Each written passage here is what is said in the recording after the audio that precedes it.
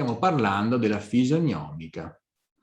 Ma la fisionomica è una cosa che abbiamo sentito parlare anche in Occidente, con diversi studi, diciamo, ci sono tanti libri che parlano di fisionomica. Ebbene, errore, perché tutti gli studi, anche i più antichi nostri occidentali, risalgono al bacino cinese. Quindi la madre dello studio è quello cinese, per quanto ci possiamo permettere di dire che tante cose sono state studiate anche da noi, però loro hanno 4.000 anni di storia, per cui è da lì che tutto è partito, da lì che le prime influenze sono arrivate. Certo, delle connessioni, degli apprendimenti, delle riflessioni sono state fatte anche nel nostro bacino culturale, ma in un certo senso, se andiamo più a fondo, poi ci rendiamo conto che sicuramente da lì sono arrivate anche tante informazioni. E comunque, ricordiamoci sempre, la Cina si è aperta adesso, e anche neanche tanto poi. Penso che è stato un regime da sempre, cioè a livello politico. E cosa vuol dire questo? Che con i vari imperatori, con un vario sistema così chiuso, tutta la cultura è rimasta molto contenuta e tenuta fino a centinaia di anni fa. Quindi noi invece abbiamo una cultura distrutta continuamente. È come se parliamo degli Etruschi e delle teorie degli Etruschi, di come, capito che qua possiamo farlo perché c'è anche tutta una serie di condizioni che sono arrivate ad oggi abbastanza, come dire, originali. Allora, la fisionomica. Per parlare della fisionomica io mi devo allargare un attimo, nel senso che voi adesso entrate in un corso che è il più professionale, mi viene da dire che ci possa essere. E vi dirò una cosa che non trovate in nessun libro e in nessuna esposizione di fisionomica, perché è qualcosa che non è che si capisce facilmente, a meno che tu non hai dei maestri che ti insegnano e intuisci quello che ti sto per dire. Nel senso che tutte queste arti divinatorie, perché si parla anche della lettura del futuro attraverso il viso, o arti di comprensione della realtà umana, di questo corpo umano che ha delle sue forme e geometrie, in verità, se la mettiamo da questo punto di vista, è limitativo. Perché è limitativo? Perché il nostro corpo esprime delle qualità, io le reputo dentro un livello. Ecco, vi devo aprire un po' un discorso che gli storici capiranno molto bene, che sono la teoria dei tre livelli. Cioè, la realtà si definisce, dal mio punto di vista, dalle mie ricerche, dalle mie esperienze, su tre fasi vibratorie. Potremmo chiamarla prima il livello del ghiaccio, la seconda il livello del liquido e la terza il livello del vapore. Giusto così che prendiamo i tre stadi dell'acqua. Ora però è molto sintomatico e facile capire se ve lo spiego in questo modo. E, per esempio, se io di questa stanza, la vostra stanza, incomincio a raffreddarla, lentamente, diciamo, si creano delle goccioline un po' dappertutto. Se continuo a raffreddarla, queste goccioline si creano, diventano ghiaccio. Immaginate che entriamo in un freezer di quelli enormi, no? Che piano piano si inizia a diminuire la temperatura interna. Ora la domanda che vi faccio io è, all'inizio, quando eravamo in questo spazio, non sapevamo che c'era un tot di acqua nell'aria, eppure dopo un po' ci è resa visibile l'acqua intorno a noi. E è ancora più visibile se la ghiacciamo, perché tutta la brina viene dappertutto in punti anche che noi non riuscivamo a percepire all'inizio. Questo raffreddamento, diremo così, dell'energia, perché se pensate come sono fatte le molecole dentro la materia, noi stiamo rallentando, facendo questo tipo di condizione, stiamo rallentando il movimento vibratorio, diremo così, finché appunto si ghiaccia la materia. Adesso c'è Raffaella che arriva e arriveranno, speriamo non troppi, perché dopo io chiudo comunque. E, ecco, quindi rallenta. Cosa vuol dire questo? Vuol dire che appare un qualcosa che per me era invisibile. Ora, la domanda che io ti farei è, ma l'acqua era visibile? Cioè l'acqua intanto è esistente nell'aria? Tu diresti no, non la stai vedendo. Bene, io ti raffreddo, diremo così, lo spazio e piano piano tu la vedi. Anzi, la vedi nei suoi cristalli ancora più chiari quando te la ghiaccio. Quindi tu inizi a dire, beh, quello che per me è invisibile, in un certo senso, o diciamo, è visibile con la mia conoscenza, è invisibile col mio spettro ottico, con la mia capacità di poter percepire questa cosa. Ci vogliono delle strumentazioni particolari.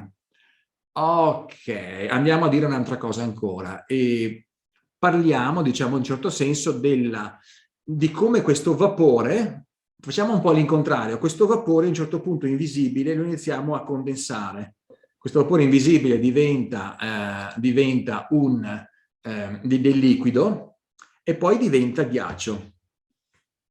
Ora, se per esempio questo vapore prende l'aspetto, non so, del muro che era un po' sporco, faccio un esempio, piano piano che il vapore poi diventa liquido, vedrò delle goccioline che hanno delle parti un po' più sporche di altre. Se poi questa diventa ghiaccio, i suoi cristalli si formano in un modo che in un certo senso hanno la caratteristica dovuta al fatto che il vapore aveva un po' di sporco, poi si è messo liquido perché in quella posizione ha preso quella caratteristica e poi il ghiaccio ha una sua caratteristica particolare. Se la stessa cosa la vedo su una finestra o in un altro punto dove invece rimane pura, diremmo così, queste fasi di trasformazione, avrò altre cristallizzazioni, avrò altri modi come dire, di esprimere la realtà in queste fasi e si esprimerà un altro tipo di cristallo, un altro tipo di realtà di ghiaccio. Bene, dici, ma che cosa sto facendo? Un corso di cucina? No, non stai facendo un corso di cucina, ti sto spiegando una teoria profonda che ho percepito e ho visto. Cioè, il corpo umano è come, no, è come il ghiaccio. Il corpo umano è come il ghiaccio, come la sua fisionomia, come il suo corpo. Ora, ma da dove deriva questo corpo? Arriva da strati di campi energetici che potremmo dire sono legati a un altro sistema, che è un mondo, diremo, del liquido. Te la spiego un po' così. E questo mondo del liquido è collegato a altri sistemi che sono collegati al mondo del vapore. Ora, quando vedi un corpo, vedi un altro corpo, tu non stai vedendo un corpo, ma stai vedendo un processo di cristallizzazione di diversi livelli. È come se ti parlassi delle matrioska russe, no? Tu hai delle matrioske, in qualche modo dentro una ce n'è un'altra, ce n'è un'altra, ce n'è un'altra. Quindi un corpo è il risultato di una stratificazione di campi che si sono condensati a quel livello che adesso tu vedi. Quindi se io ti vado a definire una geometria, ti vado a definire delle regole sul campo corporeo, sicuramente arriverò fino a un certo punto, perché oltre il quale non riuscirò ad andare, perché c'è una geometria del liquido e c'è una geometria del vapore che a me sfugge, a meno che non sei uno studioso o un percettivo o qualcuno che entra in questi spazi, di cui poi ti può parlare di queste categorie. Per dirti un'altra cosa che può farti riflettere, ti faccio vedere un'altra cosa ancora, che così dici, ah, che bellina sta giornata, interessante. Allora, aspetta un attimo che cerco di condividere se riesco. Sì, vediamo. Allora, condivido quest'altra cosa. Allora, questo è un esperimento fatto da Cialdini dove vediamo, non vi ho messo l'audio perché è inutile, è una vibrazione che mette lui mette della sabbia, no, su questa cosa qua, vedete dei grani insomma, di petrisco e sta cambiando vibrazioni di hertz, vedete, ci vediamo a sinistra gli hertz, e si creano delle forme, il suono, cambiando gli hertz, genera nella sua vibrazione forme diverse. Quindi quello che vi sto dicendo io è la stessa cosa, cioè da un campo di corpo, potremmo dire liquido-vapore, qualcosa che noi non vediamo, si costruisce una forma. La forma però ha un contenuto vibratorio, che in questo caso sono gli hertz, in geometrie coerenti. Qua sono geometrie abbastanza semplici, il corpo umano è una geometria molto complessa, quindi non potremmo fare un paragone così vicino, ma ci fa avvicinare a dire tutto è vibrazione, la materia è qualcosa che è un'ultima fase di questo processo. E qua questo video va avanti, ce ne fa una più diversa dall'altra e gli hertz continuano a cambiare, continuano ad alzarsi, quindi veramente interessantissimo come la frequenza genera nuove strutture. Ah, una cosa da osservare qui, che questo per la vita, per rifletterci un attimo, che dopo una struttura c'è il caos, c'è la crisi, c'è il cambiamento, dopo si genera un'altra forma, nel senso che la nostra vita è fatta di trasmutazioni anche del nostro essere, quindi noi abbiamo un processo trasformativo anche della nostra realtà psicologica, psichica, animica, che in qualche modo cambia forma. E tra una forma e l'altra abbiamo un processo di crisi. La crisi è un caos. E crisi in cinese vuol dire anche opportunità, diciamo. Questa è una bella cosa che dicono loro, però da un punto di vista per noi è una forma di decantazione, cioè ci sentiamo, quando siamo in crisi ci sentiamo come spaesati, no? Senza la nostra identità, senza la nostra forma appunto, ma è una realtà questa, sia la crescita, no, delle varie fasi della nostra vita, ma sia proprio una emotiva, come dire, trasformazione del nostro essere. Quindi noi continuiamo a mutare, mutiamo forma, in mutaforma, ci sono i film che parlano di mutaforma, aspetta che rimetto un attimo il discorso di prima, ok? Ok, vedi che bel corsettino, adesso vedi, parla della fisionomica, visto che la sto prendendo in tutt'altro modo. Perché dico così? Perché voi andate nei corsi e dicono, ah, occhi così, occhi colà, o andate in Kincin, dice testa così, dividiamo uomo terra cielo, dividiamo in verso in fasce, è fatto così, la bocca così, si può dire certe cose. Sì, puoi dire certe cose, per carità, e vedremo i cinesi quanto seri sono su questo. Però quelli che veramente sanno l'arte hanno capito questo discorso, cioè l'hanno sentito e l'hanno visto, cioè che esiste a parità di forme simili, c'è un qualcosa che va in percezione. Questo in tutto, anche nel palm reading, anche nella lettura dei piedi, anche nella lettura del corpo, è proprio un campo. Cioè noi siamo prima di tutto animali energetici, prima ancora di un animale fisico. Quindi quando incontri una persona, ci sono migliaia di dati che vengono scambiati e distribuiti tra i due corpi energetici. Questa cosa comunica una serie di cose che noi non comprendiamo, è tutto inconscio perché non abbiamo l'attenzione di questa realtà, ma se l'avessimo iniziamo a scoprire l'anima subito della persona, è un flash. Vi siete mai chiesti perché Padre Pio, quando incontrava le persone, dopo 2 secondi gli faceva lo screening di tutto, gli diceva perfettamente delle questioni? Perché si arriva a un certo punto? Perché chi lavora con il liquido e poi col vapore, quindi comincia a spersonalizzarsi, perché la trasmutazione del personaggio è che da ghiaccio è diventato liquido e poi è diventato vapore. Cioè chi fa questo cammino iniziatico, piano piano scopre se stesso come non forma. Quindi gli è più semplice vedere una persona e percepire le non forme. Ok? Questo è il discorso, quindi, che tutti i cammini richiedono a un certo punto una parte di, se volete, empatia iniziale, ma poi se volete ancora di più, percezione della parte sottile, insomma, e quindi dell'aspetto animico. È l'anima che si incarna in un corpo. Ok? Questo dobbiamo capirlo, cioè, nel senso che noi vediamo dei corpi, ma sono la rappresentazione di anime incarnate, con stratificazioni di mondi. Questo è giusto per partire un attimo alla complessità di questo argomento. Poi arriviamo poi a dire delle cose anche molto banali della geometria del ghiaccio. Però il ghiaccio ha un inizio e una fine. Se io lo sciolgo in un liquido, dov'è l'inizio e la fine? Il ghiaccio ha un prima e un dopo. Se lo metto nel liquido, dov'è il prima e il dopo? E peggio ancora, se lo faccio diventare vapore, dov'è l'inizio e la fine e dov'è posto questa realtà? È attimale contemporanea nel vapore, nel ghiaccio è circolare, nel liquido è circolare, nel ghiaccio è nel prima e il dopo, ha uno spazio ben definito. Mi sembra che era Kandinsky quello che faceva questa storiellina simpatica che raccontava nel mondo, c'era un mondo, in poche parole, dove tutto era bidimensionale, no? E allora tutte queste forme si guardavano nel bidimensionale e vedevano il quadrato, il cerchio, ma vedevano sempre linee che si muovevano, erano sempre linee, poi diventavano punti, diventavano linee, diventavano punti, però non riuscivano a riconoscerle. Poi arriva qualcuno che per qualche strano motivo è riuscito ad alzarsi e a vedere tutta la situazione, liquido. E a quel punto ha visto che c'era un cerchio, c'era un ottagono, un pentagono, lì tutto quanto uguale, linee. E ha cercato di spiegare a questi qua, ragazzi, guarda che tu sei fatto così, tu sei fatto colà, e quelli dicevano tra loro, ma cosa stai dicendo? Guarda, se continui così ti mettiamo anche in carcere o ti ammazziamo perché sei un pazzo, stai vaneggiando. Quello del liquido a un certo punto fa un altro lavoro e non solo arriva a vedere la cosa dall'alto, ma vede, a un certo punto passa il vapore e vede le cose tridimensionali. Quindi vede anche i solidi platonici, vede come ogni cosa è tridimensionale. Quello lì del vapore osa arrivare fino allo stato di quelli del bidimensionali a spiegargli queste cose. Dimmi te che fine può fare. Sappiamo qualche storia recente nel nostro mondo cristiano, ecco, tanti altri in modo simile.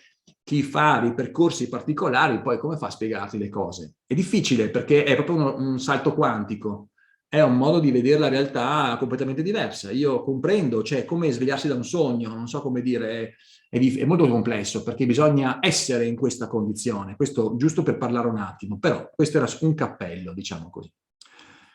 Quindi insomma i corpi sono tanti, le stratificazioni sono complesse e più chi va avanti in questi studi e apre altri orizzonti, a mio avviso sta andando nel settore giusto. Cioè mai approcciarsi al mondo olistico con un piglio solamente tecnico che finisce lì. La percezione è fondamentale, è fondamentale. Infatti ho avuto molti maestri che mi leggevano linee e dicevo ma dove sono queste linee? Cioè, capivo che stava leggendo qualcos'altro, non era possibile. E infatti stava leggendo qualcos'altro, perché per me erano cose, non è neanche un microscopio, è proprio una questione che quella linea su di te ha una risposta, quella linea su di un altro ha un'altra risposta, per esempio. Insomma, quindi essere seri su questo argomento, ecco perché ci sono, come dire, i giornalini della fisionomica, ci sono i giornalini dei tarocchi, i giornalini dell'oroscopo, giornalini, perché per essere seri sono in pochi quelli che studiano tanto ed è facile dire quattro cose e quindi facile banalizzarle e lasciamo al popolo anche continuare a credere che siano menate, però la problematica qual è? Che devi studiare tanto, devi entrarci molto e devi avere tanta pazienza e conoscenza. A quel punto però ti si apre un mondo che non torni più a casa. Non torni più a casa come prima, te lo dico. Cioè, quindi il discorso è che il bianconiglio esiste, esiste questa realtà profonda e non è per tutti, bisogna bussare le porte e anche bisogna, diciamo, credere, andare un po' oltre, no? Vabbè, ok, hai fatto questo cappello che, come dire, possiamo anche cominciare a parlare. Ma andiamo nel nostro bacino, perché prima di parlare del rapporto cinese, dell'approccio loro che è enorme, anche noi abbiamo fatto degli sforzi, diciamo così. E Aristotele, il nostro filosofo, diremmo che basa la nostra cultura, poi la nostra cultura occidentale, già parlava di queste cose in questo trattato degli animali terzi, che in poche parole iniziava a incuriosirsi ed esprimere come, diciamo, le persone avevano delle fisionomie quasi animali, cioè potevamo distinguere e dividere le varie categorie di personalità sui vari animali.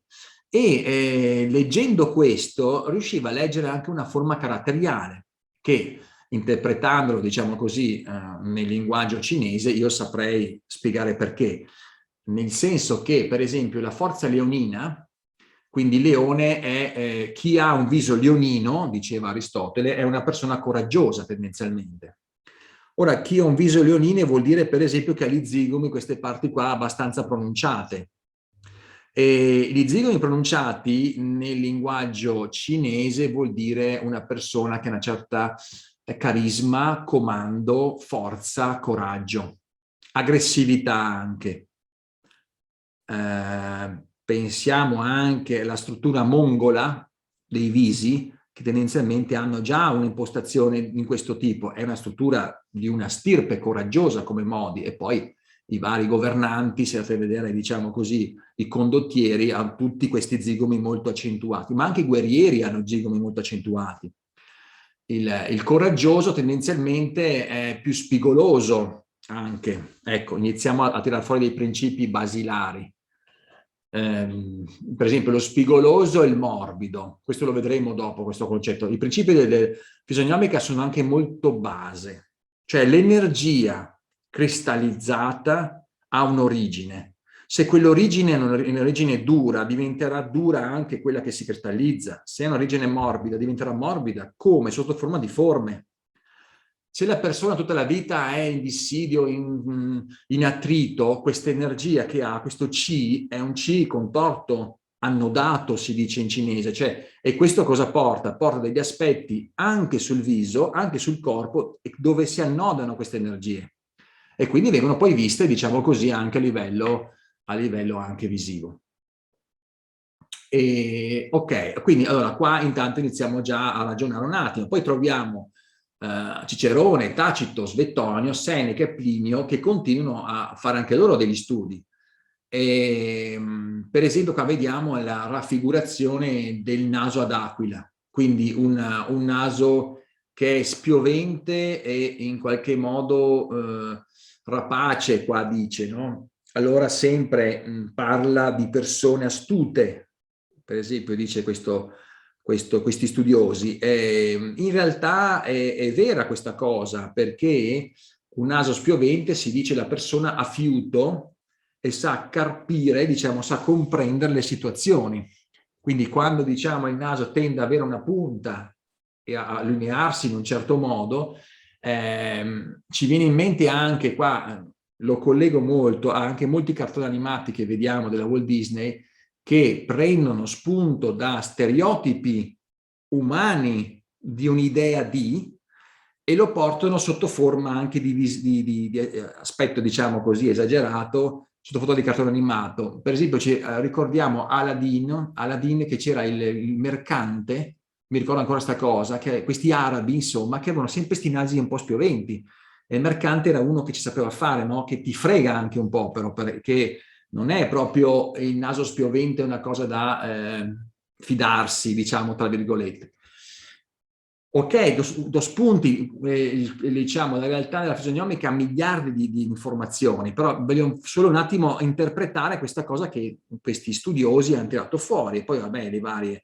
Però ecco, andare a associare tipologie ad animali nel loro carattere, sì, è un inizio di interpretazione, ma non possiamo dire che possiamo interpretare in questo modo, perché non è che siamo tutti, forse è vero che abbiamo un DNA che si legano a tutti gli animali, gli indiani d'America, per esempio, collegano anche i volti anche agli aspetti del loro totem che sono legati ai 12 mesi dell'anno e quindi se tu sei nato in un certo mese sei collegato al corvo per esempio, all'orso, sei nato non so in altri periodi e quindi la fisionomia è qualcosa come da noi nell'oroscopo, se tu sei acquario, se tu sei che so, sagittario, ci sono delle raffigurazioni anche, se tu vedi i vari libri raffigurano anche la personalità, la figura.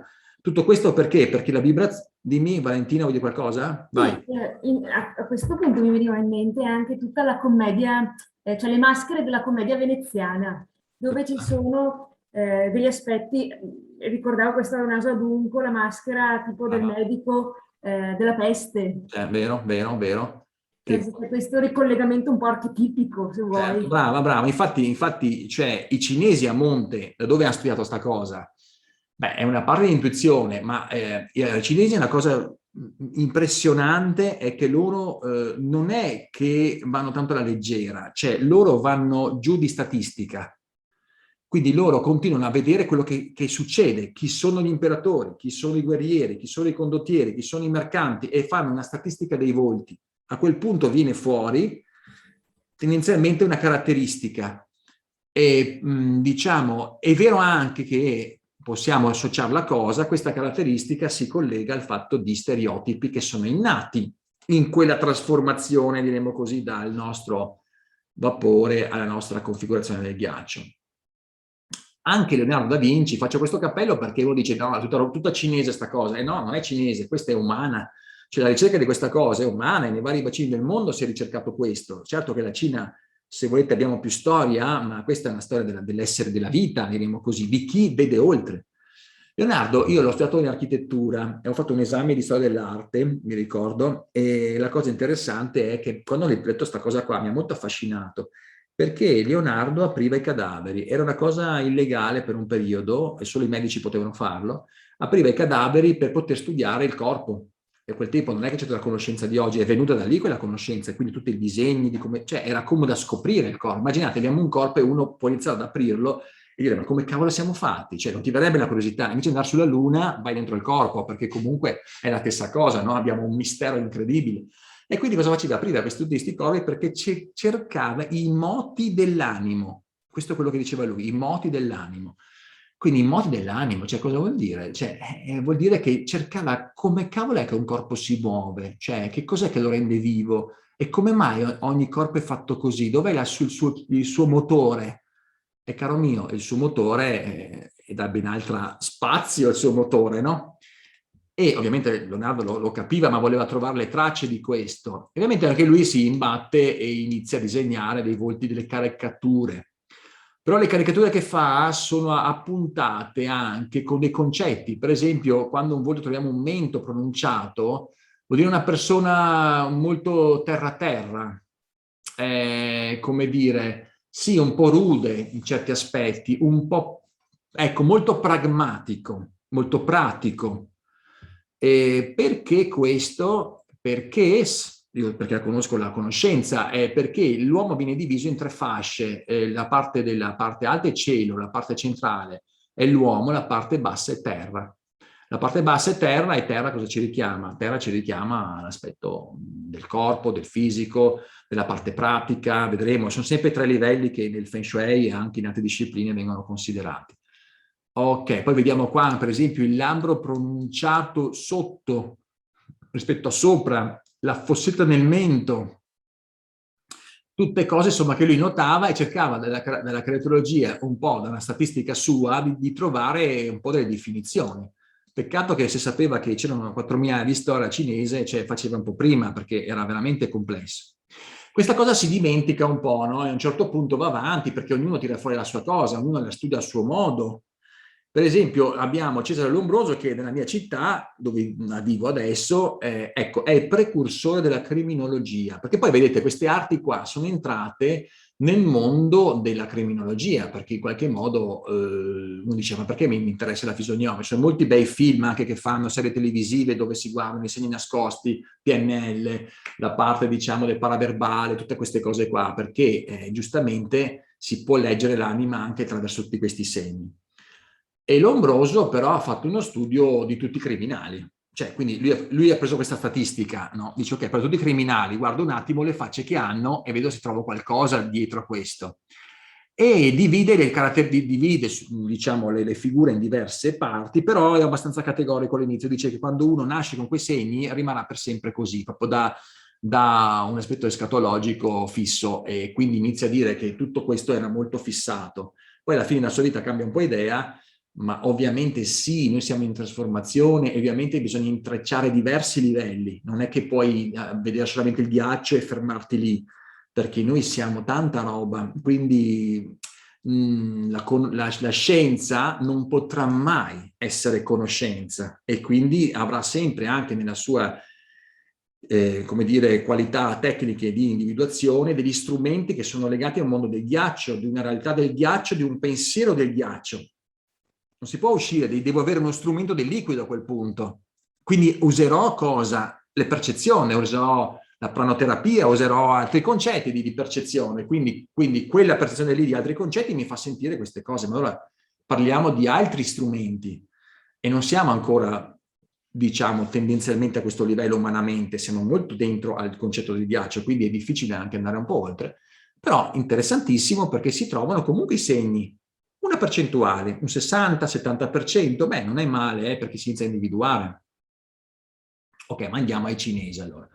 Mian si dice in cinese, ma questi cinesi, diciamo, che studiavano queste realtà, dove li troviamo oggi? Beh, li trovi un po' dappertutto. Se vai a Hong Kong c'è un quartiere apposta dove ti fanno la lettura del bazzi, la lettura del volto, è carino, è popolare, un po' da, come posso dire, da mercato anche, cioè nel senso che poi i veri studiosi non sono così per strada, però ti danno delle dritte, diciamo, interessanti. Il fortune tellers vengono chiamati, cioè come dire, quelli che ti leggono la fortuna, no? E ci sono diverse tecniche che usano. Però andiamo ancora un po' prima, ma chi erano questi qua? Questa era gente serissima, era gente che la corte imperiale veniva istruita a far cosa? A selezionare il personale. Ecco, per esempio, qua vediamo una delle varie, come dire, ambienti di studio della fisionomica è la lettura del volto come elemento. Per esempio, il volto legno, che pone l'energia a scendere, è un elemento, è un volto lungo e sottile. Chi ha questo volto tendenzialmente è più intellettuale, più filosofo, più si ha questo aspetto. E da lì passiamo al volto che è metallo, il volto, cioè, si apre un mondo, si aprono anche le caratteriologie miste. Questo è tutto un corso che riguarda solo questo. Quando faremo, chi farà, diciamo, il corso in diretta online, si parlerà di tutto questo ambiente, diremo solamente della caratteriologia legata agli elementi. Però, diciamo, torniamo un attimo alla corte, ecco, è un altro approccio di parlare della corte imperiale. E il nostro imperatore voleva fare una selezione del personale, avere persone intorno a lui, il massimo di persone più valide. Come poteva capirlo e sceglierlo? Aveva bisogno di Mago Merlino vicino. Come Re Artù aveva bisogno della persona che individuava e selezionava le persone. Allora, come poteva fare? Chi aveva vicino? Importantissima questa figura. La figura che aveva vicino è che gli suggeriva quella persona è buona, per esempio, per stare in cucina.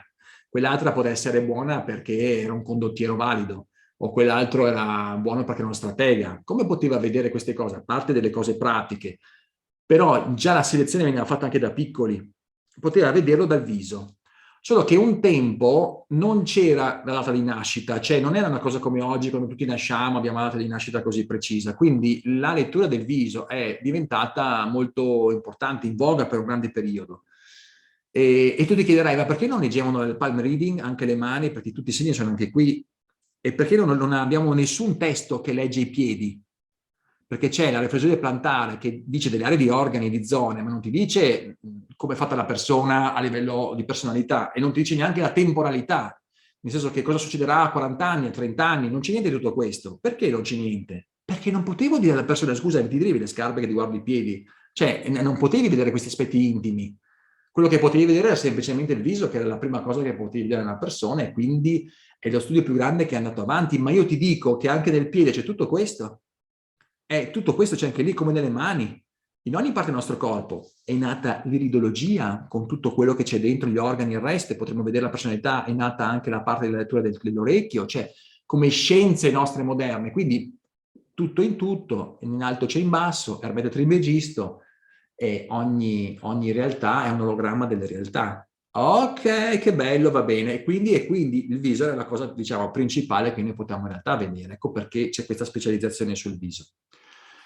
Ma a un certo punto nascono anche le conoscenze legate al tempo, cioè si poteva sapere la data di nascita. Ecco che nasce anche il Bazzi, 4 pilastri del destino che io insegno, abbastanza complesso, però che da quella data di nascita possiamo vedere anche tante caratterologie, cioè diversi elementi della persona all'interno della sua realtà. E gli elementi della persona hanno a che fare abbastanza, si inquadrano abbastanza in percentuale alta con gli elementi che troviamo nel viso. Quindi è molto affascinante vedere dei collegamenti in questo. E quindi possiamo leggere in due modi. Possiamo leggere sia col volto, perché allora a livello professionale quella sarebbe la cosa migliore, conoscere entrambi. Sapete perché? Perché il Bazzi ti rappresenta tutti i potenziali della persona. Quello che la persona ha come potenziale è quello anche che è l'aspetto futuribile della sua realtà, perché si può leggere i blocchi del futuro, come può andare, una cosa incredibile da poter già dire. Però non sappiamo il libero arbitrio cosa farà effettivamente la persona con quel potenziale. Cioè se noi diamo degli oroscopi a diversi esperti di oroscopo, di data di nascita, lui ti dirà una cosa, se lo diamo a un altro ti dirà un'altra cosa. Mi ricordo ancora questa cosa che fece Piero Angela, che mi stette sulle scatole quando l'ho sentito, perché questo era proprio, Piero Angela ha creato un ente apposta contro i sistemi, diciamo, di studi sottili, anche se aveva fatto, ma lui era sempre contro perché era molto scientista in questo modo, no? Insomma, allora metteva alla prova quella gente che faceva oroscopo e diceva, ok, do un oroscopo a questa persona, do un altro, vediamo i risultati incrociati. E venivano fuori risultati diversi. Qui dice, vedete che cagata, questa è tutta una cagata, diceva, benissimo. La risposta che ti do io è questa, però, caro Piero Angela, se potevi sentirmi adesso, che ho dovuto, quando ero piccolo ti ascoltavo, adesso sei soltanto abituato a me, scusa, no, perché veramente aveva proprio la volontà di distruggere certi tipi di realtà. Ma c'è un problema, perché la persona che fa oroscopo, infatti, non dovrebbe farlo senza vedere la persona, perché vedendo la persona che entra in empatia con lei fa da ponte in questo senso e si collega all'aspetto animico e quindi traduce come la persona ha attuato quei potenziali che lui vede, e da lì sa dire veramente bene un po' anche l'oroscopo, cosa che anche io ho compreso nel tempo. Quindi qual è il problema? Il problema è che il Bazzi ti dà il potenziale, il Mian Xiang ti dà cosa la persona ha fatto, che volontà ha avuto.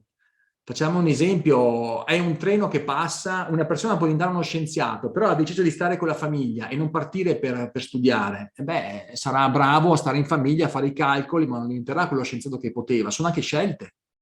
E questo si traduce anche nel linguaggio del viso, nel modo di comportamento, in qualcosa che ti trasforma anche. Quindi il bagaglio del viso è qualcosa che ti dice, ok, cosa ha attuato di quello che io vedo? Ed è qui che inizia a personalizzare i sistemi. Questo è un discorso avanzatissimo, io vi sto portando, diciamo, avanti, ma è importante come premessa, perché io dice, parliamo della fisionomica, fate pure i corsi online, andate a vedere in giro cosa dice la gente, non partirà mai in questo modo brutale, perché vuol dire anche abbassare un po' il livello di dire abbassare il livello della banalità, cioè alzare la qualità, no? A dire, ok, non è che ti posso parlare così, un attimo. Ora, la corte imperiale, quindi il personaggio selezionava, guardava, e tutto questo veniva filtrato, perché non devi avere, non devi avere l'assassino vicino a... Tanta gente arrivava, era anche assassina. Come riconosci un assassino? Tu hai una babysitter che hai a casa, che tua mamma è anziana e vuoi scegliere tra 3 babysitter, dici, aspetta che arrivano, e non sai, o hai un figlio piccolo anche. Quante scene di violenza si sono viste anche con babysitter? In Cina chiamano persone che fanno fisionomica per scegliere, perché dicono, guarda, io ne ho 4 così, qual è la migliore babysitter da prendere? Fa quella lì. Potrebbe servire per questo. Per noi cosa potrebbe servire un corso del genere? Diciamo, un corso del genere, la tua sensibilità deve aumentare comunque. Però, per esempio, per scegliere l'uomo giusto o la donna giusta.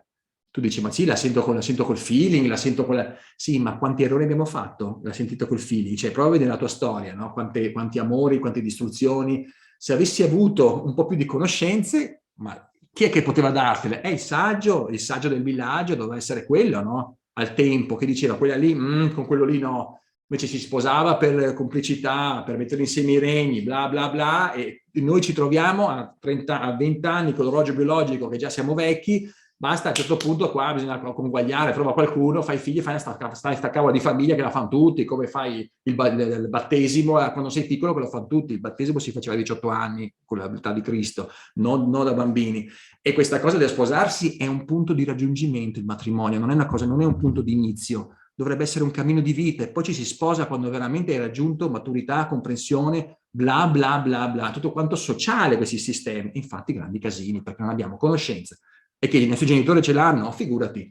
Cioè, si accoppiano con una semplicità e poi una sopportazione anche, non comprendendo l'alchimia di coppie di altissimo livello. Ma tutto questo è ancora altri argomenti che apriamo. Però, come dire, perché ti sto dicendo questo? Perché capire la fisionomica, hai un partner che devi fare una firma, un contratto di lavoro, devi lavorare insieme a qualcuno. Come ti fidi di questa persona?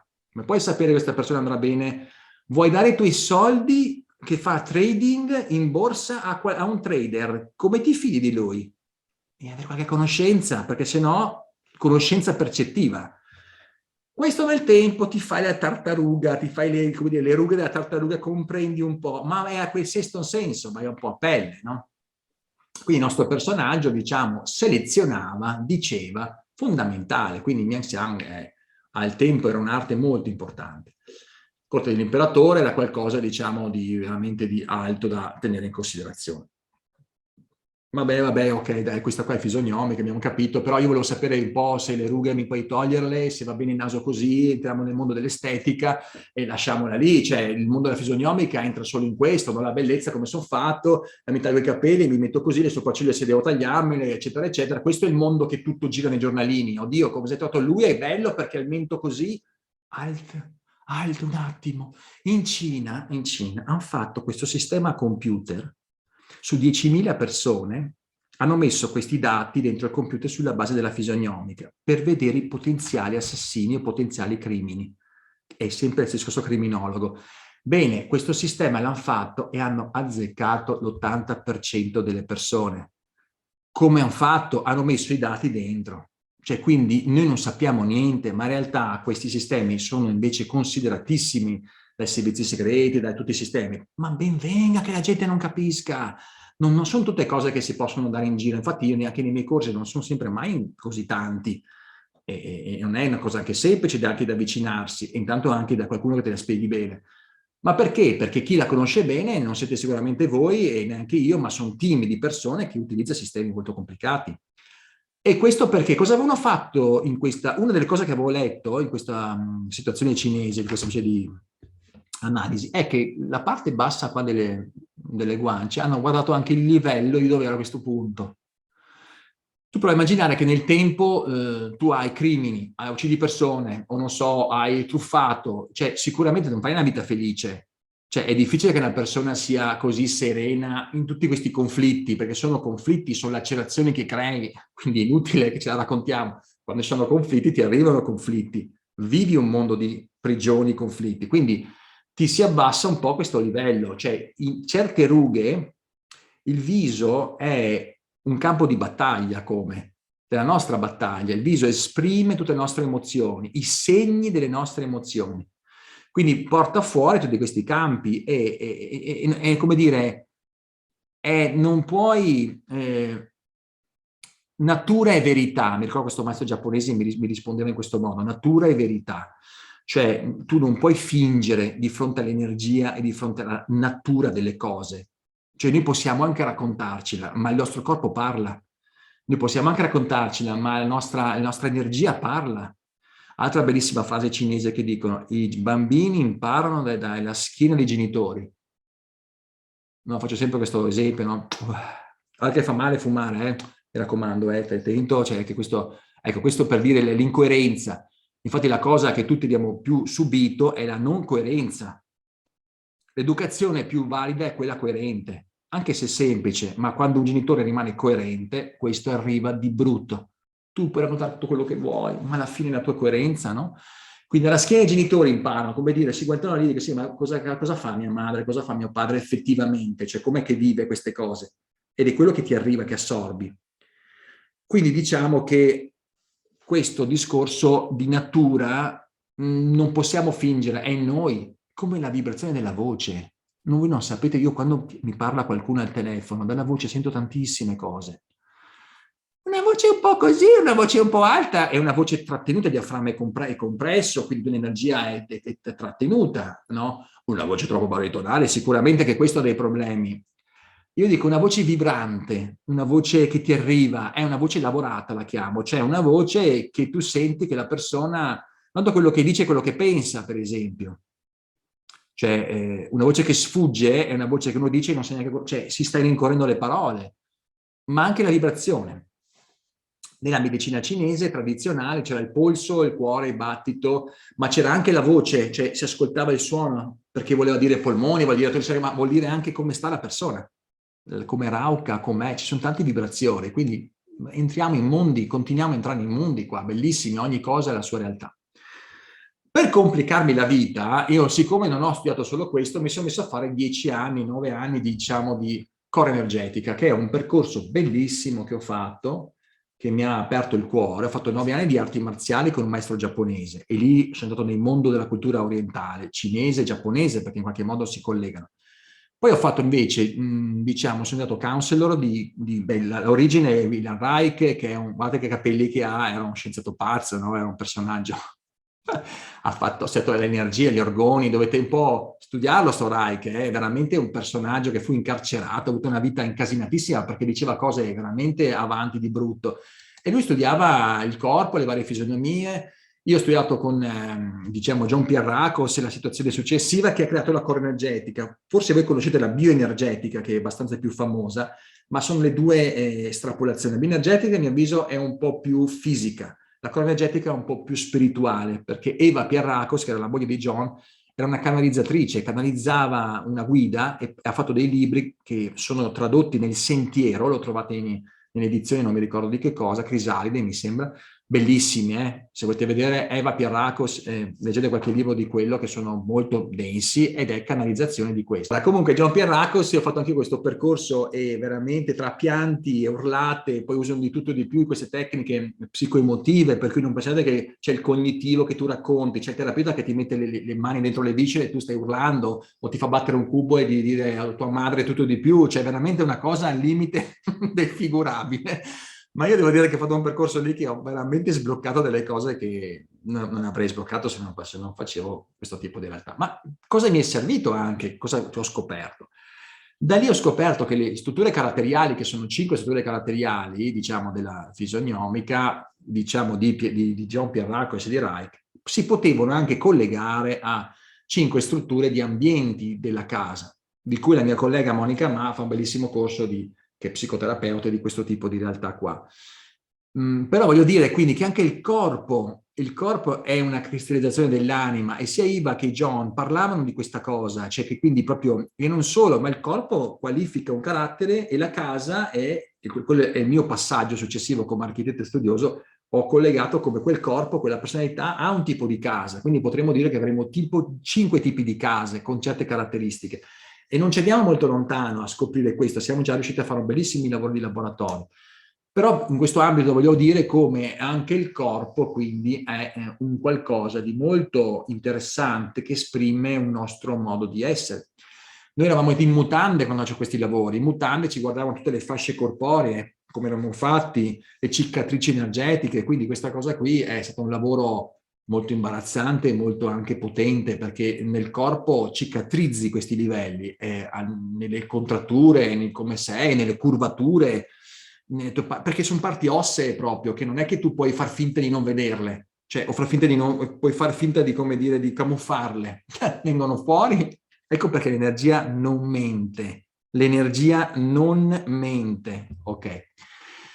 Poi cosa ho fatto? Ho messo insieme altre cose e poi con Annie Hailey, che è uno studioso cinese, diciamo, della fisionomica, mi ha dato il là per entrare dentro, e lui è un percettivo comunque, quindi ci faceva diverse letture.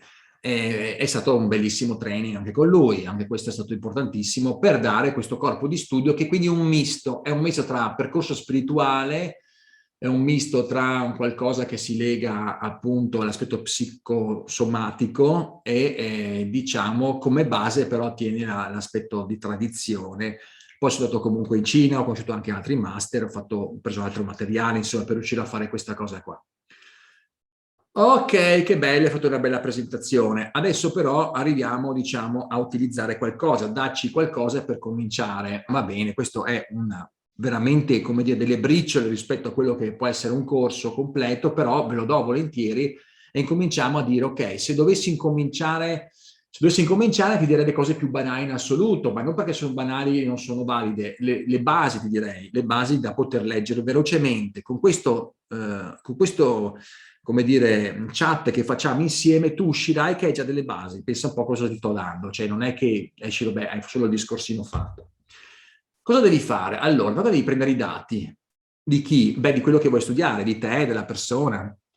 Se dovessi fare un lavoro fatto bene, bisogna fare delle foto fatto bene, con una buona luce, davanti, laterale, vedere i nei, i punti, le rughe, con la lente di ingrandimento, dobbiamo proprio farlo bene, guardarlo a computer e ingrandirci il nostro volto, perché mettere degli assi anche, guardare le simmetrie. Ah, un gioco che faccio simpaticissimo è tu prendi Photoshop per divertirti, così, te la dico un'altra cosa molto veloce da fare. Prendi Photoshop e ti prendi, diciamo così, l'asse del tuo viso e fai un ribalta. Sapete che c'è quel Photoshop di prendere una parte e ribaltarlo. Quindi mi ribalti la parte destra con la destra, dall'altra parte, la parte sinistra con la parte sinistra ribaltata. Quindi hai un volto di due sinistre e di due destre. Beh, tu vedrai cosa viene fuori. La parte destra è la parte maschile, la parte sinistra è la parte femminile. Quindi velocemente potete vedere come avete il vostro maschile e come avete il vostro femminile. Tu dirai, beh, come facciamo a capirlo? Perché uno è più contratto dell'altro. Uno ha l'occhio un po' più contratto, ha tendenzialmente l'asse del naso che si può spostare da una parte o dall'altra. Quindi quando l'asse del naso si sposta da una parte, guardate anche i denti, delle volte i denti hanno delle curvature da una parte, è tutto collegato, c'è la contrazione tutta da una parte, come se noi esageriamo e possiamo contrarre la parte.